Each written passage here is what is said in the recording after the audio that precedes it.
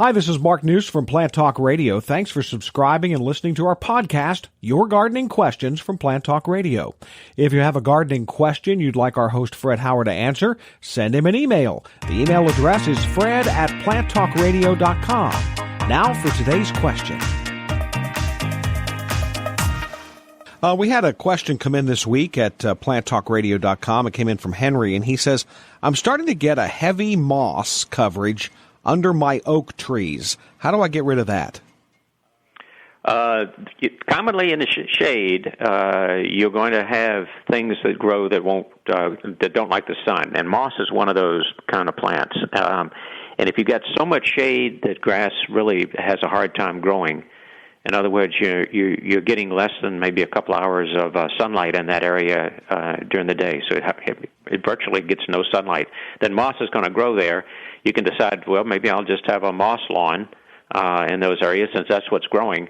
But if you would like to try grass and try to get rid of the moss, you can put down a moss killer that will kill the moss, and then when you're feeding your grass, or if you put down the special shade-type grass seed, then you can try to do your best to try to get the grass going. And that's a good, goes right into our next question. Karen wanted to know about shade-tolerant grasses. Yeah, when you've got less than ideal sunlight, then you want to use grass varieties that will grow in that kind of condition. And so when you're looking for your grass seed, you'll find that some are for full sun, some are for sun and shade, which can be sort of a part of the lawn that gets sun part of the day and shade part of the day. And then you can go for the ones that are more for the dense shade. It's still not going to grow if it's 100% shade with absolutely no sunlight. But if you're getting a couple, 3 hours of maybe filtered sunlight in that area a day, then using one of the shade-tolerant grasses would be the way to go. And I think here's a case where spring would be a good time to try to get those seeds going, because you're getting sunlight into that area during the spring when there's no leaves on the tree, and so you're able to get the grass seed up and going before it gets so densely shaded or before the leaves are falling in the fall. And those shade-tolerant grasses, I know they're always changing the formulations and everything, but those are pretty popular, and I think they're getting a lot better, aren't they?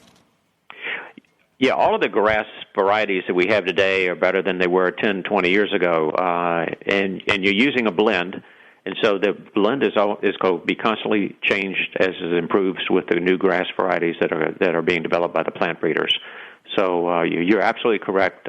They are better now than they used to be, and if you've got a lawn that's maybe 20 years old and that small tree that you planted 20 years ago is now a big tree, then the grass that was growing there when it was full sun around that small tree is now trying to survive where you got a lot of shade. It's probably time to maybe try to go in there and scratch the soil up and get some new grass going that will tolerate that kind of condition. Hey, thanks again for listening to our podcast. Be sure to subscribe to our other podcasts as well, the Plant of the Week podcast and the Plant Talk Radio podcast, all on iTunes or your favorite podcast player. If you'd like to sponsor a daily podcast, contact us at fred@planttalkradio.com. To find out more about Fred Howard and Plant Talk Radio, visit our website, planttalkradio.com. Circle270media.com